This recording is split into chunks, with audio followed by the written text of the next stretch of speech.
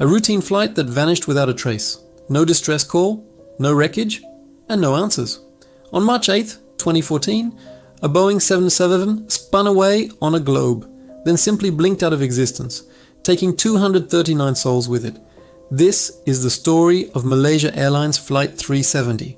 The facts are as chilling as they are simple. MH370 took off from Kuala Lumpur, destined for Beijing. A normal, everyday flight filled with families, business travelers, and crew.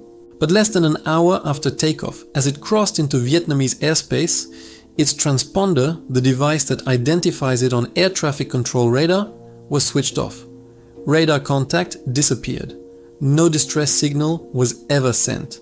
The entire aviation world was left staring at a blank screen, asking one question: where did it go? Let's break down the timeline. The aircraft was a Boeing 777-200ER, one of the safest planes in the sky. At 1:19 a.m. local time, the last voice communication came from the cockpit. Good night, Malaysian 370. Just 2 minutes later, its transponder went silent. Military radar, however, tracked the plane for another hour. It wasn't falling out of the sky. Instead, it made a sharp, deliberate turn back across the Malay Peninsula, flying west, directly opposite its intended route. This wasn't an accident. This was a controlled maneuver, a ghost flight heading into the unknown. What followed was the largest and most expensive search in aviation history. The initial search focused on the South China Sea, where the plane was last seen, but when the military radar data revealed that sharp westward turn, the search area pivoted dramatically. We were now looking at a massive expanse of the southern Indian Ocean, one of the most remote and hostile stretches of water on the planet. Imagine searching an area the size of a continent for a target you can't even be sure is there. The ocean floor in this region is a brutal landscape of deep canyons, underwater volcanoes, and jagged ridges thousands of meters below the surface. It was like searching for a needle in a haystack, except the haystack was an ocean, and we weren't even sure which field it was in. This lack of physical evidence created a vacuum, and theories rushed in to fill it. Let's look at the most credible ones. First, catastrophic mechanical failure. Perhaps a fire broke out, disabling communication systems and forcing the pilots to turn back. But this doesn't explain why the plane continued to fly for another 7 hours, and why no distress call. Then there's human intervention. This splits into two main paths. One is pilot action. Investigators delved into the lives of the captain and first officer, but found no red flags, no motive.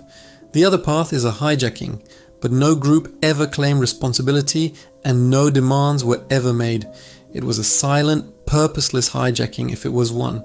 As one investigator put it, "In all my years, I have never seen a case like this, where a plane is deliberately steered off course and then simply disappears." We also have theories of a massive electrical failure, knocking out multiple systems at once. It's possible, but modern aircraft have layers of backup systems. For everything to fail so completely and so silently is almost unheard of.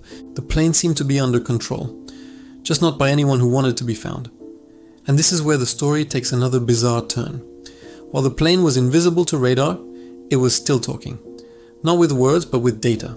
For hours after it vanished, the aircraft's satellite data unit automatically sent out a series of handshakes, or pings to a satellite operated by the British company Inmarsat. These pings were like a digital heartbeat, confirming the plane was still powered and flying. By analyzing the timing of these signals, experts were able to calculate two possible flight paths, one heading north over Asia and one heading south deep into the Indian Ocean. The northern route was quickly ruled out. The plane would have crossed over numerous countries with military radar. It would have been seen. That left only the southern route. The data suggested MH370 flew for hours on a lonely path toward Antarctica before finally running out of fuel and crashing into the sea. But despite years of searching that very area, not a single piece of the main wreckage has ever been found there. Analysts remain deeply divided. Did they interpret the data correctly, or is the plane somewhere else entirely? Let's not forget, this isn't just a technical mystery, it's a human tragedy. On board were artists, engineers, young couples on vacation, parents returning home to their children. There were 227 passengers from 14 different nations, entire families just gone.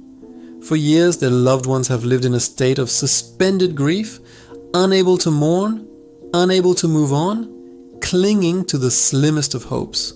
A few pieces of debris, confirmed to be from MH370, did wash up on the shores of Africa, thousands of kilometers away from the search area.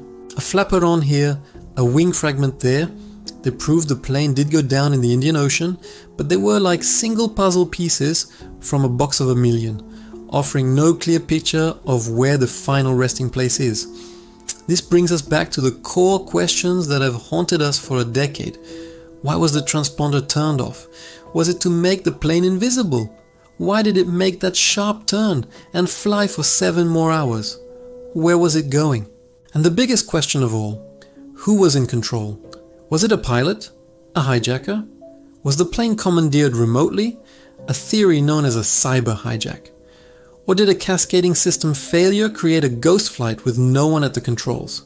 For every theory, there is compelling evidence against it. We are left with a series of impossibilities.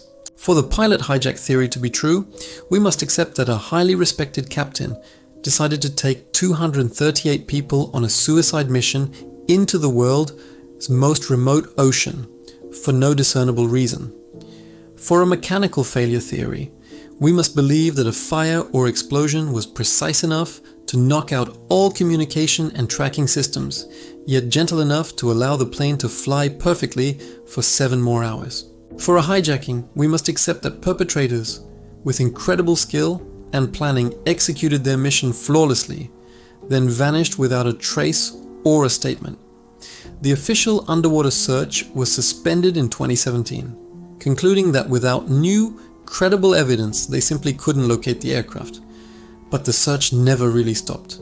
A dedicated global community of independent researchers, aviation experts, and amateur sleuths continue to pore over the satellite data, ocean drift patterns, and every scrap of information, hoping to find the one clue everyone else missed.